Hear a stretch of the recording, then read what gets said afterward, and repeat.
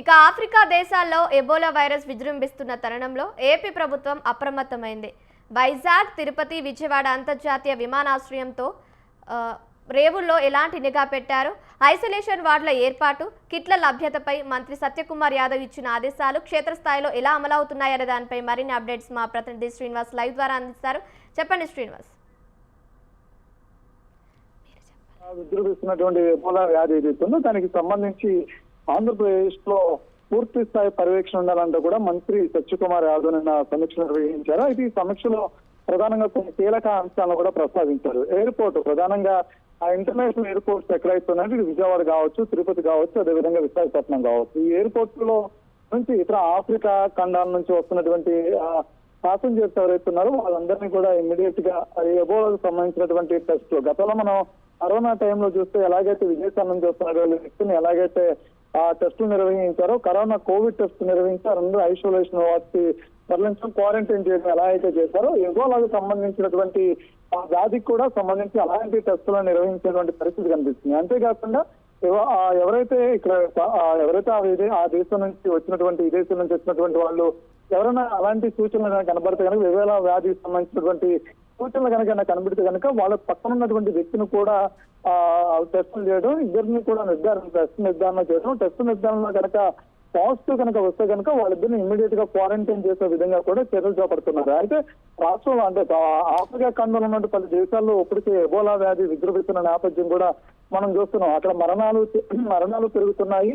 అంతేకాకుండా ఎబోలా వ్యాధికి సంబంధించి రోజు వారీగా అక్కడ కేసులు కూడా నమోదవుతున్న నేపథ్యం చూస్తున్నాం. అయితే ఈ పరిస్థితుల్లో ఆఫ్రికా ఖండాల్లో నుంచి పర్యాటనకు వెళ్ళిన వాళ్ళు ఉన్నారు. ఇప్పటికే ఆఫ్రికా ఖండంలో చాలా మంది ఉన్నట్టు కూడా గుర్తించారు. అయితే వీళ్ళందరూ కూడా నిరంతర ఇటు రాష్ట్రాలు అంటే తెలుగు రాష్ట్రాలతో పాటు ఇతర రాష్ట్రాల్లో కూడా పర్యటన చేస్తున్న నేపథ్యం కనిపిస్తుంది. అయితే ప్రధానంగా ఇంటర్నేషనల్ ఎయిర్పోర్ట్స్ ఏవైతే ఉన్నాయో ఇంటర్నేషనల్ ఎయిర్పోర్ట్స్ లో ముందు ఇక్కడ వైద్య సిబ్బంది అంతా కూడా ఏర్పాటు చేశారు. వాళ్ళందరినీ కూడా పూర్తి స్థాయిలో అక్కడ రాగానే ముందు ఆఫ్రికా ఖండం నుంచి ఎవరైతే వస్తున్నారో ఆఫ్రికా ఖండంలో ఉన్న అన్ని దేశాల నుంచి కూడా వస్తున్నటువంటి వాళ్ళని కూడా ఐడెంటిటీ చేసిన వాళ్ళని ఇమ్మీడియట్ గా టెస్ట్ నిర్వహించిన తర్వాత ఎబోలాకు సంబంధించిన సూచన కనిపిస్తే కదా ఇమ్మీడియట్ గా వాళ్ళని క్వారంటైన్ చేయడం, వాళ్ళతో పాటు వాళ్ళ పక్కన ఉన్న వాళ్ళని కూడా క్వారంటైన్ చేయడం. అంటే ఎబోలా వ్యాధి ఇక్కడ ప్రబలకుండా దాని విజృంభణ జరగకుండా ఆంధ్రప్రదేశ్లోనే ముందుగా చర్యల్లో భాగంగా కూడా ఎయిర్పోర్ట్స్ లో సిబ్బందిని మెడికల్ సిబ్బందిని అంతా కూడా అక్కడ టెస్టులకు సంబంధించినటువంటి అన్ని అంశాలను ఆ టెస్టులకు సంబంధించి అన్ని పరికరాలను కూడా ఏర్పాటు చేసి పూర్తి స్థాయిలో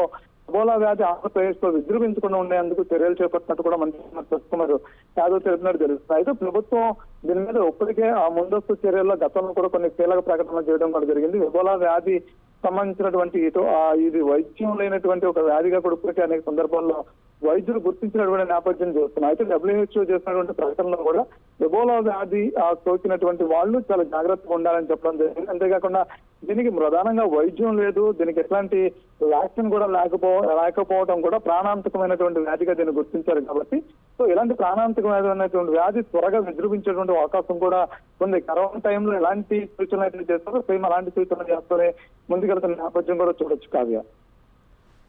Thank you, Srinivas. Thank you for the updates.